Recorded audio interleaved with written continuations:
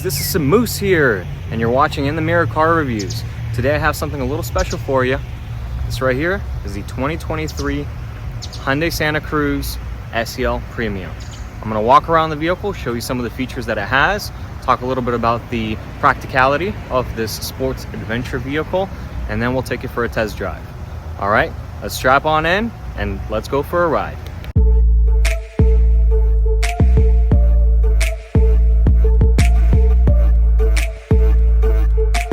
About the Santa Cruz, well, this right here is Hyundai's sports adventure vehicle. They're trying to invent this new market, apparently, this new segment into the market, which quite honestly has been already taken in the past by the Subaru Baja. However, this right here is an SUV based chassis with a bed on the back. It kind of looks like a Tucson because that's exactly what it's based on. It has this really nice grille. Big difference being is that the LED daytime running lights on this one right here are quite a bit wider, and there's one less vertical light in comparison to the Tucson. I really like these lines on the front end of the vehicle. It's a little bit more squashed down, a little bit wider looking. The lines are a little bit stronger on this one in comparison to the Tucson. I think it just kind of looks a little bit more masculine. On the SEL Premium, you have LED daytime running lights, which are actually standard, but you also have LED low and high beams with LED turn signals, and then you also have their projector type. Nice 18-inch alloy wheels, have this nice black look, a little brushed accents here as well. Triangular lines, Hyundai's fashion, going alongside of the vehicle. Nice hip back here with some gimmicky features like this Easter egg of a Santa Cruz on each fender. And here's the bed. Now the bed's quite small, it's not very large, but you have some nice practicality items such as this little footstep, which is nicely padded by these triangles. Yet again, triangles. You have a really nice Santa Cruz embossed here in the back. And this right here is the 2.5 turbo with all-wheel drive. Every turbo Santa Cruz comes with all-wheel drive, and to get that you have to step up to the SEL Premium. Taking a look at the bed, it's really nice having a soft open-in tailgate, which you can actually open with the remote as well.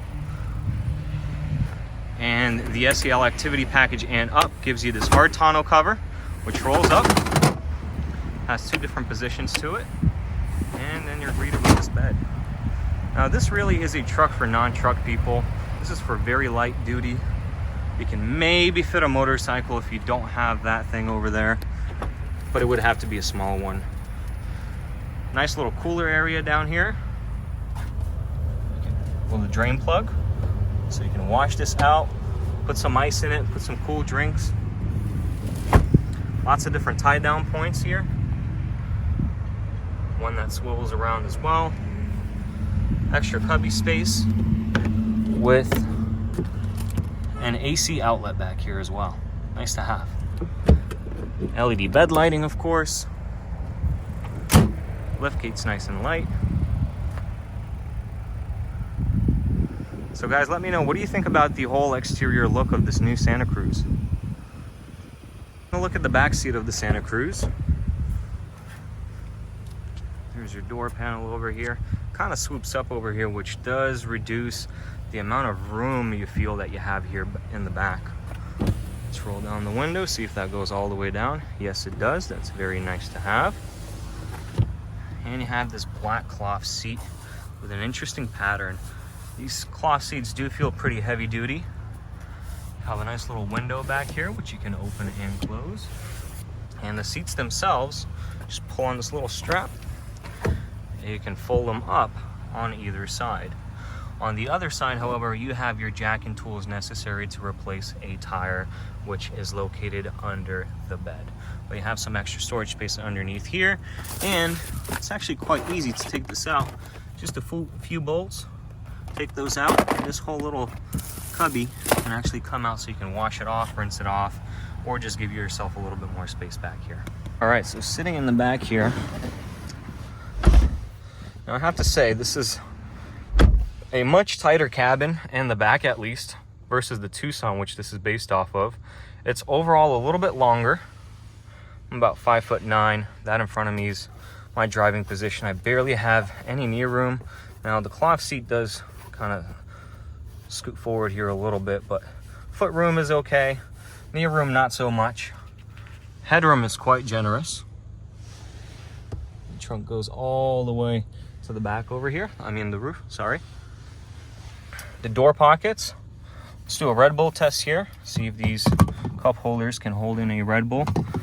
It will kind of wiggle around a little bit in here, but it's very usable. Nice to have. Not much to talk about here. You don't have a center armrest. The seats do not recline, other than the little window over here, which you can slide open. There's not much to talk about here. You do have an LED light in the back. Yeah, I would give this a good 6 out of 10, probably, in terms of comfort. All right, now getting into the front seat of the Santa Cruz. Nice and easy way to get in. And you're greeted with an interior which is very, very familiar because it is a Tucson interior. It looks exactly the same. You have the same steering wheel, same physical controls. You have that digital display which can be customized. New for 23 in the SEL Premium, you get a navigation display with these touch capacitive buttons down below, and also smart cruise control, which is a nice added feature. Some of you that may not like having a push button shifter in a Tucson, this, regardless of the trim level, comes with a physical gear lever, which is nice to have. Controls are nice and simple. Layout's nice, dashboard is low. Get a black roof liner here and a nice sunroof. So guys, let me know, what do you think about this interior of the Santa Cruz? Let me know in the comment section below. And a special thanks to Gettle Hyundai and Genesis of Sarasota for providing me this vehicle today. All right, so setting off into 2023 Hyundai Santa Cruz. There's a startup sequence. Nice displays. Easy to touch everything, which is kind of nice to get to. Love having a gear selector wrapped in leather. So is the steering wheel.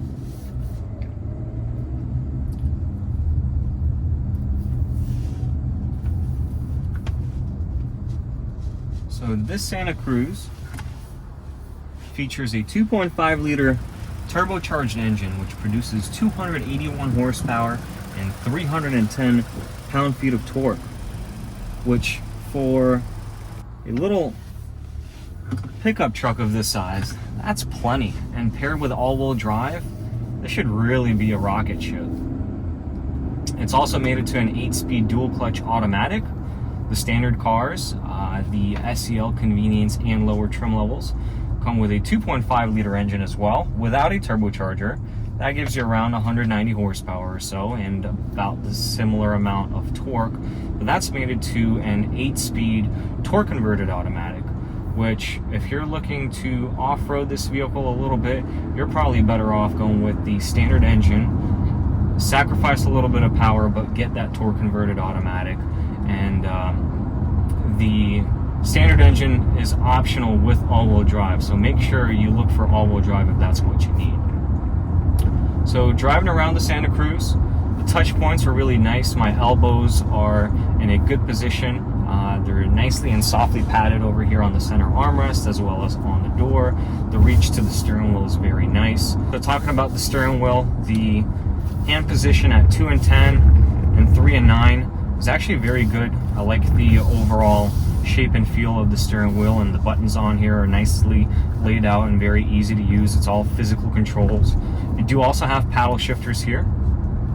We're currently driving in normal mode. It makes the transmission shift quite soon, but it's very smooth. Other than the departure from a standstill, you wouldn't really know that this is a dual clutch transmission. It's not jerky at all. It's just that initial bite of the clutches is what you feel when you're accelerating from 0.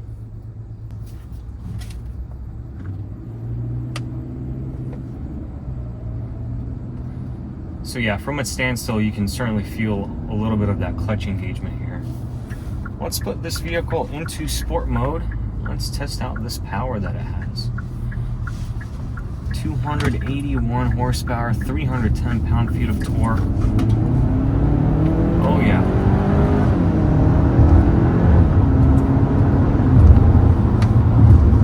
Paddle shifters are nice and responsive. Brakes aren't catchy, they feel nice.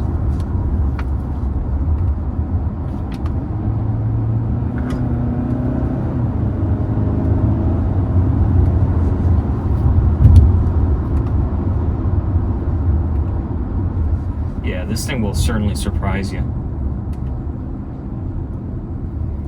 To put it back into automatic mode, just press and hold on the upshifter. Goes back into drive. So now that we're stopped, I'd like to activate the auto hold feature that the vehicle has. Talk a little bit about the visibility. So out the front, the visibility is very good. The dashboard's nice and low. Looking in the back over here, the C-pillar over there in the back, it's a big blind spot, I'll be honest with you. The visibility out the back is good. Keep in mind you have the tailgate still on the back over there. But overall, looking to the left and to the right, the C-pillar is really the biggest concern here. But you do have blind spot detection in the mirrors. Standard on SEL trim levels and up.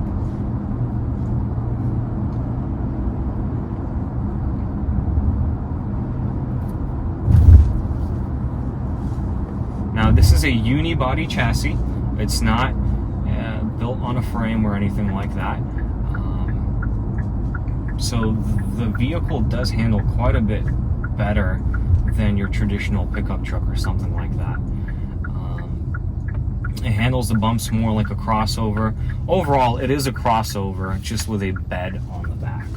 I think of it like a Ridgeline.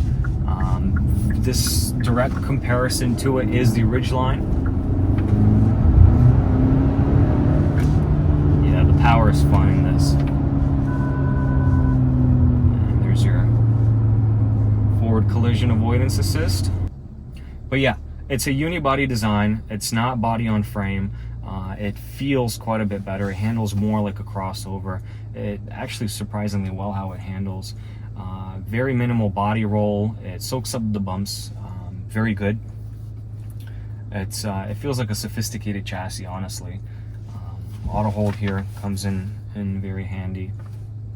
So one thing about the infotainment system over here, it's nice and easy to use. One thing, however, it does not support wireless Apple CarPlay or Android Auto. You would have to go down to the 8-inch display instead of this 10.25-inch display to get wireless Apple CarPlay and Android Auto. So keep that in mind. If you want that, go to the activity package or below to get that feature. So if you want CarPlay in this particular model or the Limited, you do have to plug your phone in. But the navigation system is quite okay. It's a split screen design now. Here you can hide that away a little bit. You have dual automatic climate control, and what's kind of interesting is that your recirculation button over here looks like a little Santa Cruz, like a little pickup truck, which is a kind of neat touch. Let's put the vehicle back here let's put it in smart mode and see how that feels. So smart mode is supposed to adapt to your driving.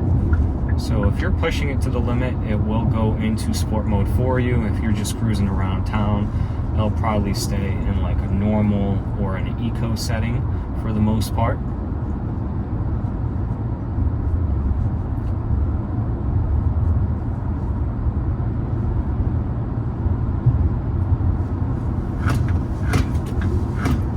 Yeah, it handles very nicely.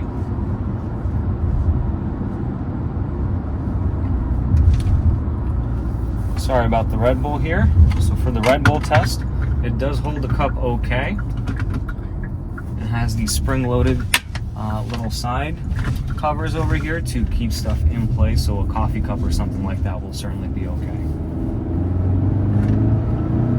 Very torquey, very good power. It's surprisingly quick for what it is. You have all-wheel drive, so you're not going to have a lot of wheel spin or anything like that. It's primarily a front-wheel drive system, but it can send a little bit more power to the rear.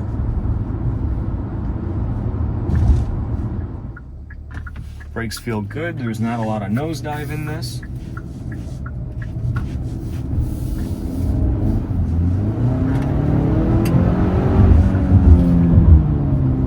Yeah, you can see the smart shifting to red once you give it a little bit of gas. Now in that particular situation, you could feel the transmission kind of wondering which gear it should put itself in. So it did feel like it was, it wasn't slipping the clutch, but it was just kind of delayed a little bit. But nevertheless, plenty of power. It certainly gets up and goes. On this bumpier road, yeah, the chassis feels really, really good.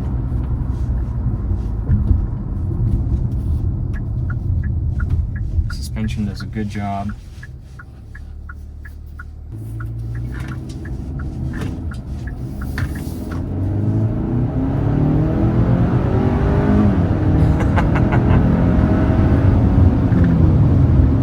Oh man, does this thing surprise you? Such good power. Very surprising.